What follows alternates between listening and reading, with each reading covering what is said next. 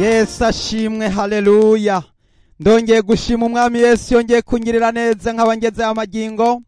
Ndanezerejwe no kongera kwifatanya namwe kugira ngo twongere kumva amajambo y'icete candikiwe ishengero ry'Ifiladelufiya.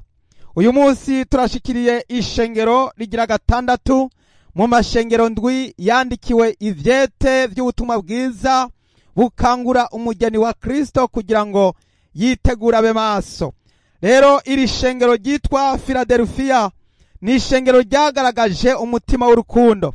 Filadelufiya bisobanurwa urukundo rwa bene data, rwa rukundo rwo mw'ishengero, rwa rukundo rw'abasangiye ishengero, rw'abasangiye ubwami bw'Imana. Usanga bahora basengeranira, bahora bagenderanira, bahora baramukanya, bahora bitanaho. Umuntu wese ugasanga yitaho mugenzi we, agashira imbere mugenzi we ku by'icubahiro. Nta muntu n'umwe usanga ari utuyundi, bose bibona ko bose ari bene data. Ivyo rero tubibona mw'iri shengero ry'Ifiladelufiya.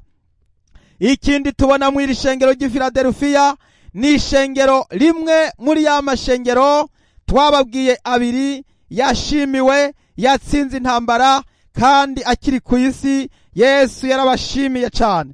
Nimwumve abantu bashimiwe bakiri ku isi. Yesu yarababwiye ati nimwihangane gushitsa kugupfa. Ishengero ry'Isimuruna n'ishengero ry'Ifiladelufiya niyo mashengero abiri yashimiwe n'umwami wacu Yesu Kristo. Ndakwipfurije mwene data kugira urukundo nk'urw'Ifiladelufiya, kugira ubumwe n'ubufatanye bwa bene data nk'ubw'Abifiladelufiya, gukunda Imana bidasubirwamwo, utarinda kwigishwa, utarinda kubwirwa, uhora ukunda Imana buri byose, maze Yesu akakubera namba 1 mu buzima bwawe. Ndabahaye kaze rero ijambo ry'Imana tujye gusangira. Ni cete kigira gatandatu muri vya vyete ndwi by'ishengero ry'Ifiladelufiya. Yesu ashimwe cyane. Reka dushimire Imana kubw'aya majambo meza. Mwami ndgushimiye kongeye kungirira neza kugira ngo dusangire na groupe b'amaso, ndetse dusangire n'ishengero ryose iri jambo ry'Imana, kugira ngo buri muntu wese asobanukirwe mwami ivy'urukundo rw'abavukana nyakuvukana, rw'ababana nyakubana, kugira ngo mwami natwe twiteho gukunda Imana no gukunda bene data. Ndasavye urukundo tugiye kwiga rw'Abifiladelufiya rutume gwinjira muri groupe b'amaso n'ishengero ry'Imana ryose aho riri hose. Umuntu wese azokumva ubutumwa bwiza aze yuzuzwe uru rukundo. Haleluya. Yesu urakoze, ndabigushimiye. Nuko rero ndavyambaje nshima mw'izina ry'umwami wacu Yesu Kristo, amen. Yesu ashimwe cyane bene data. Haleluya, haleluya. Turasoma mu gitabo c'ivyahishuriwe Yohana, igihimba ni ca gatatu, maze turasoma duhereye ku murongo w'indwi dushitse ku murongo w'13. Dusome mw'izina rya Yesu. Wandikire umumarayika w'ishengero ry'Ifiladelufiya uti uwera, uw'ukuri, ufise urupfunguzo rwa Dawidi, uwugurura ntihagire uwugara, kandi uwugara ntihagire uwugurura. Aravuga ibi ngo ndazi ibikorwa vyawe, ehe nashize imbere yawe urugi rwuguruye, ntawushobora kurwugara. Yuko ufise ubushobozi buke, witondeye ijambo ryanje, ntiwihakanye izina ryanje. Ehe nguhaye bamwe bo mw'isinagogi ya Satani biyita abayuda atari bo ariko babesha. Ehe nzobagobera kuza bikubite imbere y'ibirenge vyawe, bamenye yuko nagukunze, ko witondeye ijambo ryo kwihangana kwanje. Nanje nzokurinda igihe cyo kugerageza kigira kize mu bihugu byose, kugerageza baba mw'isi. Ngira nze vuba, wumire kuco ufise, ntihagire ugutwara igitsibo cawe. Unesha nzomugira inkingi yo mu rusengero rw'Imana yanje, kandi ntazosohoka ukundi. Nanje nzomwandika ku izina ry'Imana yanje n'iry'umurwa w'Imana yanje, niwo Yerusalemu musha wururuka uvuye mu ijuru ku Mana yanje. Kandi nzomwandika ku izina ryanje risha, uri n'ugutwi niyumve ico mpwemu abwira amashengero. Haleluya, Yesu ashimwe. Haleluya, Imana ihabwe icubahiro. Yesu aravuga ngo wandikire marayika w'ishengero ry'i Filadelufiya uti uwera, uw'ukuri, ufise urupfunguzo rwa Dawidi, uwugara ntihagire uwugurura, kandi uwugurura ntihagire uwugara. Aravuga ibi, ndagira ngo mbanze ngaruke kuri aya majambo y'ukuntu umwami Yesu yivuze yuko yugara ntihagire uwugurura, yugurura ntihagire uwugara. Haleluya, iri jambo riragomba kutubwira yuko Yesu igihe yamara kudupfira yagiye ikuzimu aranesha. Haleluya, maze yabira ububasha bwa bundi bwari bwarahawe Adamu, kugira ngo Adamu ashobore kuba ushobora gutwara ibintu byose, akabiyobora, akayobora isi, akayitegeka. Yari yahawe ububasha, yari yarahawe urupfunguruzo rwo kuyobora isi, ariko rwa rupfunguruzo ararushikiriza, aruhereza Satani, awushikiriza ya nzoka. Igihe Eva yahendwa akarya kuri ca giti agahako n'umugabo, bahise bashikiriza ubutwari, bahise bashikiriza ubutegetsi, bahise bashikiriza ububasha bwose bari bafise, byose baratanga, nta na kimwe basigaranye, baca basigara ari bamayibobo. Abantu rero ku isi no munsi bagenda ataco bafise. Utafise Yesu, utemeye kwakira Yesu, nta rupfunguruzo ashobora guhabwa, ariko uwizera Yesu afise intsinzi muri Yesu, kuko Yesu yaramaze gutsindanishiriza. Iyo wizeye umwami Yesu uhita uhabwa ububasha uhabwa n'umwami wacu Yesu Kristo. Yesu yaravuze ngo mbahaye ububasha. Yesu yaraduhaye ububasha, ubwo bubasha burimwo ubwo rupfunguruzo. Yesu ashimwe cyane. Igihe Yesu yadupfira yaciye yabira ubwo bubasha bwo guhonyora inzoka na sikoropiyo, bwo guhonyora Satani ya nzoka, bwo guhonyora ca gisato arico ya nzoka ya mbere. Haleluya, ubwo bubasha rero arabufise guhera umunsi Yesu yadupfira. Igihe Yesu yadupfira yahise yugurura paradiso, acabwira ca gisuma kimwe cihanira ku musaraba ati uyu munsi nyene urabana nanje muri paradiso. Nibwo bwa mbere iparadiso yuguruwe. Haleluya, haleluya. Ndagira ngo nkubwire yuko Yesu ari we afise urwo rupfunguruzo. Urundi rupfunguruzo umwami Yesu afise ni urupfunguruzo rwa Dawidi. Haleluya, ubwami bwa Dawidi mu Bisirayeli ntabwo bagiye bagenda nk'uko Imana igomba.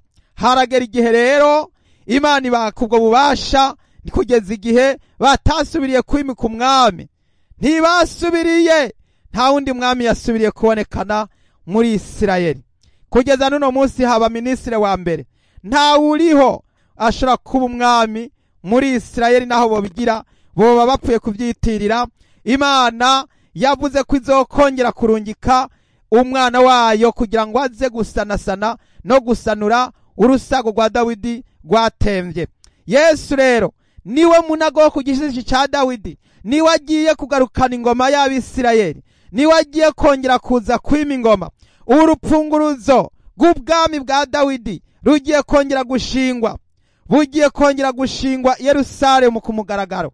Haleluya, haleluya.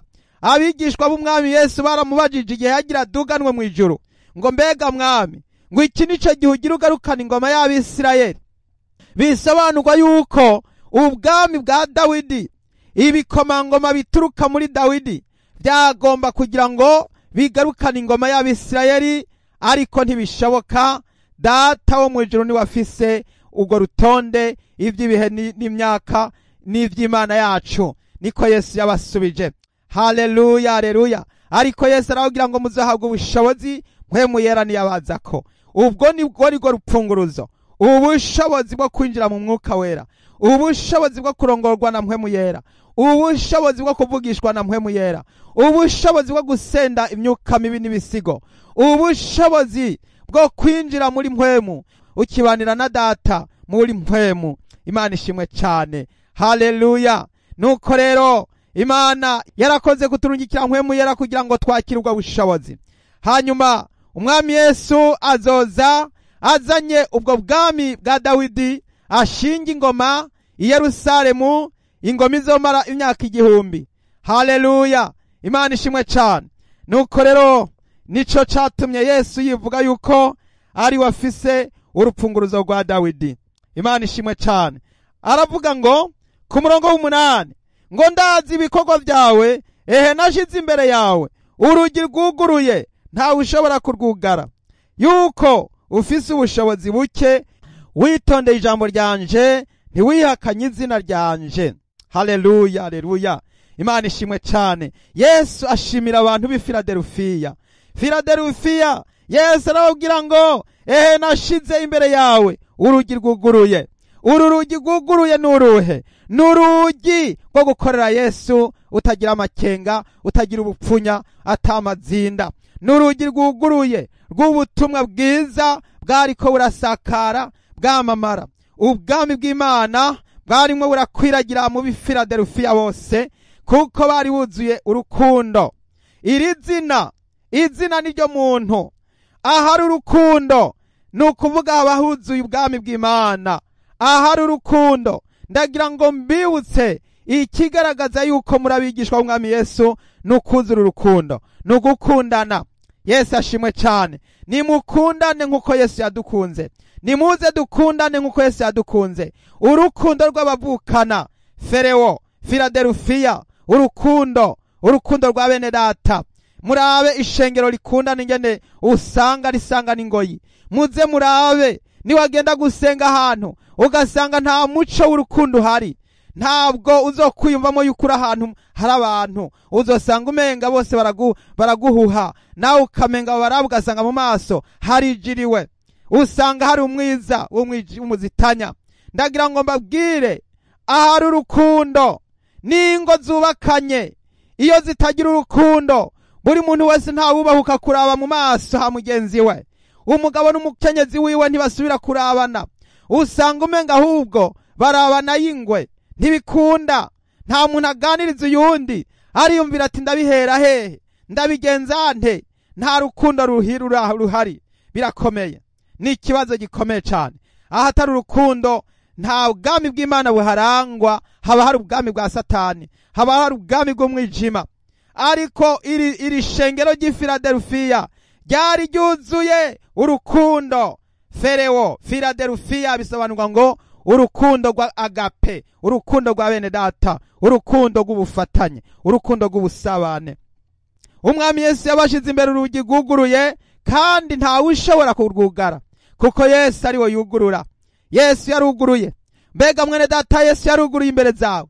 Mbega mu rugo rwawe Yesu yaruguruye. Mbega mu mutima wawe Yesu yaruguruye. Suzuma, genzura, verifiya, gerageza urabe urugi Yesu yuguruye imbere zawe yuko atawagwugaye. Erega abadayimoni baraza bakugara, ibitero by'umwijima biraza bikugara, kuko Satani azi neza yuko ahantu hari urukundo Imana iraza ikavyagira. Urugo ruri mu rukundo, Imana iraza ikavyagira muri urwo rugo. Ishengero riri mu rukundo, Imana iraza ikavyagira muri iryo shengero. Umutima uri mu rukundo, Imana irazana ingoma yayo ikavyagira mu mutima wuzuye urukundo. Haleluya, Yesu ashimwe cyane. Haleluya. Abanyefiladelufiya bari wuzuye urukundo. Hanyuma rero ngo bari bafise ubushobozi bukeya, ariko baritondera ijambo rya Yesu Kristo, ntibigeze bihakana izina ryiwe. Umurongo w'9 uravuga ngo nguhaye bamwe bo mw'isinagogi ya Satani, biyita Abayuda atari bo, ariko babesha. Nzobagobera kuza bikubite imbere y'ibirenge vyawe, bamenye yuko nagukunze. Haleluya, Yesu ashimwe cyane. Yesu arababwiye ab'i Filadelufiya ati nguhaye bamwe. Hari abantu bamwe bo mw'isinagogi ya Satani, hari abantu bamwe bo mu madini. Amadini niyo yitwa amasinagogi, amasengero canke ibibanza by'ahantu hari insengero. Ngo bamwe muri bo bazoza bikubita imbere zawe, bazoza kwikubita imbere y'ishengero rikeya ry'ab'i Filadelufiya. Abantu bemeye kwiha Imana, bakiyegurira Imana, bagahitamwo bakamaramaza. harimwo abanyamadini bazotinda bakavuga bati uyu muntu yarahisemwo kandi by'ukuri asenga Imana mu mpwemu no mukuri. Bazoza bagukubitira isarudi, bazoza bagushime, bazoza bakwemere ku munota wa nyuma. Komeza, shishikara, ntucike intege, komeza umurimo wa Yesu. Igikorwa watanguye ukibandanye, ntuhagarike, ntucike intege. Hariho umunsi uzogororerwa, hariho umunsi ndetse n'abayahudi, abanyamasinagogi, abanyamadini, bamwe bandi bagira ngo barimo barakorera Imana naho bayikorera mu buryo bwa kidini, bazotinda baze nabo nyene bajijuke, nabo nyene bafate iya mbere, bizere Yesu nk'umwami n'umukiza mu bugingo bwabo. Abayahudi bihakanye Yesu bazobonera kuri wewe no kuri jewe no kwishengero yuko dufitaniye urukundo n'ubumwe n'ubufatanya. Abayahudi bazotinda nabo bemeze nibamara kubona ishengero ry'Ifiladelufiya ryemeye kuramiriza no kunesha. Abayuda basenga mu masinagogi, abanyamadini, umuntu wese w'umunyedini azotinda abone ibikorwa byiza biri mu ishengero ry'Ifiladelufiya, hanyuma baze babikubita imbere, bamenye ko Yesu ari we mwami n'umukiza mu bugingo bwabo, bamenye ko Yesu yadukunze. Haleluya! Natwe gurupe b'amaso nimukundane, nimukundane. Buri muntu ahere kuwo babana bakundane, buri muntu ahere kuwo bubakanye bakundane, buri muntu ahere kubi wabo bakundane, buri muntu ahere ahaherereye bakundane. Mukundane kuri bene data. Umuntu wese mufatanije isengesho, umuntu wese mufatanije gusenga. Ntibyokunda yuko wocudika n'abadasenga n'abasenga ibigirwamana, ntibikunda ko mwocudika n'abapagani. Ariko hagati y'abasenga, hagati y'abanyefiladelufiya, hagati y'ishengero ry'Ifiladelufiya nimukundane, hagati y'abera n'abera nimukundane, hagati y'abigishwa ba Yesu nimukundane. Niho Yesu azomenya yuko muri abigishwa biwe. Imana ishimwe cyane. Haleluya! Niho rero Yesu yaha ubushobozi abo bantu b'Ifiladelufiya. Hanyuma abayuda bamwe bari mu isinago rya Satani bita abayuda ariko atari bo, ariko babesha, Yesu ngo azobagobera.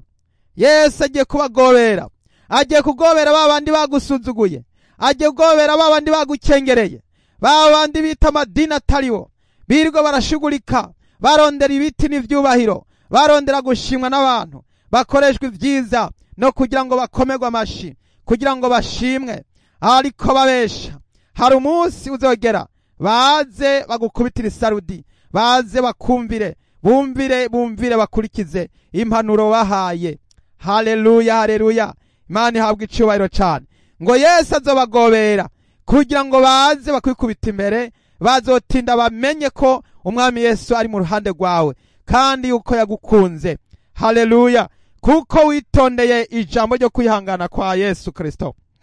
Umurongo w'10 uravuze ngo, ko witondeye ijambo ryo kwihangana kwanje, nanje nzokurinda igihe cyo kugerageza kigira kize mu bihugu byose, kugerageza baba mw'isi.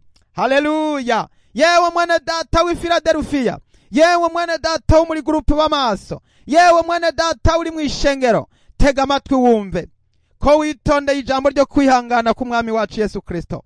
Yesu agiye kukurinda mu bihe bikomeye tugiye kwinjiramwo, mu bihe bidasanzwe, kuko iminsi ari mibi. Hagiye kuza ibihe bigoye, hagiye kuza igihe kibi nka ca gihe duherutse kubamwo, ca gihe kitari gisanzwe co muri COVID, aho umukristo yarasigaye atunzwe n'ico yasiganije. Nta wari yemerewe gusohoka ngo agende akore nk'uko yahora akora mbere. Isoko barazugara, bakugara indege, bakugara imiduga, bakugara ibibanza bikuru, ibibanza bya publike ntiwari wemerewe kubijamwo. Aho abantu bandi baja kwivuza kwa muganga uticanshishije gwa rushinge ntiwemererwa kujayo. COVID yari yaje ari kimenyetso ca Antikristo. Urwo n'urugero mbahaye. Yesu aravuze ngo, ko wihanganye ukitondera ijambo ryo kwihangana k'umwami wacu Yesu Kristo, nawe agiye kukurinda igihe cyo kugerageza kigira kize mu bihugu byose kugerageza baba mw'isi. Nabahaye urugero rwa covid yaje ari corona. Mw'isi yose nta na hamwe hatageragejwe, nta gihugu na kimwe kitageragejwe. Imana iravuze ngo igiye kurungika ikigeragezo kizoza gusuzuma ko abantu bose bitwa abakristo koko ari bo, ariko bizoca bigaragara kuko akayungiro kagiye kuza kuyungurura. Hagiye kuza ibihe byo kuyungurura. Ndagira ngo mbabwire abitwa ko ari abakunzi bakundana bigiye guseruka, aho umukunzi nyawe uzomumenyera muri ivyo bihe by'amagorwa. Uwo mukundana umukunzi wawe umenyera mu bihe bikomeye, umukunzi wawe umenyera mu magorwa. Akayungiro kagiye kuza kayungurure gasuzume urukundo nyago hagati y'umugabo n'umugore, hagati y'ishengero bene data bigaragare, hagati y'abavukana. Uno munsi abavukana barihakanye hagati yabo, abandi barihakana, abavyeyi bihakana abana bihakana abavyeyi. Urukundo rwaratimvye kubera ko haje ibihe bikomeye. Iki ni igihe cigeragezwa kidasanzwe muri bene data, ni igihe gikomeye cigeragezwa kugira ngo urukundo rusuzumwe, kugira ngo urukundo rusuzumwe yuko ari gukuri. Urukundo ufise mbega n'ugukuri canke n'urukundo rw'uburyarya, n'urukundo rwo guhemukiranira, n'urukundo rw'ububeshi nka rumwe rwa Yuda Isikariyoti. Umwe yagurisha umwana w'Imana akamugurisha akamutangisha kumusoma. N'urukundo rw'agahemo, n'urukundo atarigo, urukundo rw'abatizera usanga ari urukundo rw'agahemo. Bavuga yuko bakundana ariko yabarenganye akamuyaga ukundi. Bene data, hano turiko turiga ijambo ry'urukundo. Imana ihabwa icubahiro cyane. Hagiye gusuzumwa ko wakunze Imana by'ukuri, kumvise urukundo rwo gukunda Imana by'ukuri, cyanye yuko ubesha abantu ngo uri umukristo ariko uri umupagani, ubesha abantu ngo urakijijwe ariko wiherereye ugakora amabi, ubesha kuri umukristo ariko kwa kwihangana atakuriho. Twarabonye abantu benshi bitwa ko ari abakristo bamaramaje, ariko mu kwiteza inshinge za covid bahitamo urushinge rwa laboratoire aho guhitamo urushinge rw'ijuru, aho guhitamo urushinge rwo kwihangana. Bahisemo urushinge rw'abazungu, bahisemo urushinge rw'ibyakozwe muri za tekinoloji. Ubu bagendana ya kode igenda ibarimwo mu maraso, ntibashobora kubivanamwo. Baramaze guhitamwo. N'akarorero ndimo ndabaha, abantu benshi bitwa ko bakunda Imana, ariko iyo haza icago baca bihakana Imana nka kumwe kwa Petero. Yabonye batanguye kugera ahantu hakomeye, niwe yabaye uwa mbere mu kwihakana umwami Yesu Kristo. Mwene data, hagiye kuzisuzumwa ryo kuraba yuko wemangiye Kristo. Uravuga ngo nka kumwe n'abubakanye barahiye imbere y'ishengero n'imbere y'Imana ko bazotandukanywa n'urupfu, ariko ibyago bije haje umurwaniza akamwongorera, akongorera umwe muri bo, bagaca babirangirizaho, bagaca batangura gusaba kwahukana. Abagatangura kwahukana, umwe ati ndagiye, undi ati ndagiye, undi ati ndagiye, umwe ati ugasanga zirimo zirasha, ugatera biruka basohoka baja hanze, abantu bakarenguka bati reka mbega ivyo nibiki, nta uhisha umwotsi inzu yahiye, bakaza bagatabara. Bene data, urwo rukundo rwo ku munwa gusa rugiye gusuzumwa, umuriro ugiye gusuzuma icyo urwo rukundo rurimwo. Urumuriro w'ibigeragezo bije kugerageza abari mu isi bose, biraje bisuzume koko Imana wayikunze ku mutima no ku mubiri. Umurongo wa 11 haravuga ngo ngira nze vuba wumire kuco ufise, ntihagire ugutwara igitsibo cawe. Haleluya. Ngira nze vuba. Muri grupo y'amaso turavuga ngo gira ube maso ukomeze ibisigaye, ngo bamaso witondere ijambo ry'Imana, ntihagire ugutwara igitsibo cawe. Haleluya. Yesu aravuze ngo ngira nze vuba wumire kuco ufise. Haleluya. Ntihagire ugutwara igitsibo cawe mwene data. Ico nico civugo cawe ugomba guhora wivuga, nico civugo dufise muri grupo b'amaso, ngo bamaso ntihagire ugutwara igitsibo cawe. ba maso ntagire ugutwara ingabire yawe, ba maso ntagire ugutwara urukundo rw'Imana ruri muri wewe, ba maso urukundo rwa Yesu ntirwigere ruva mu mutima wawe, ba maso ntihagire ugutwara igisibo cawe mwene data. Yesu arakomeza avuga ngo unesha nzomugira inkingi yo mu rusengero rw'Imana yanje. Haleluya! Umva iki kintu kigiye guhabwa abo mu ishengero ry'i Filadelufiya. Ikintu ca mbere Yesu agiye kuguha, azokugira inkingi yo mu rusengero rw'Imana yanje. Imana igiye kugushira mu rusengero uzohora uri inkingi. Umuntu w'inkingi hano ku isi ninde mu ishengero?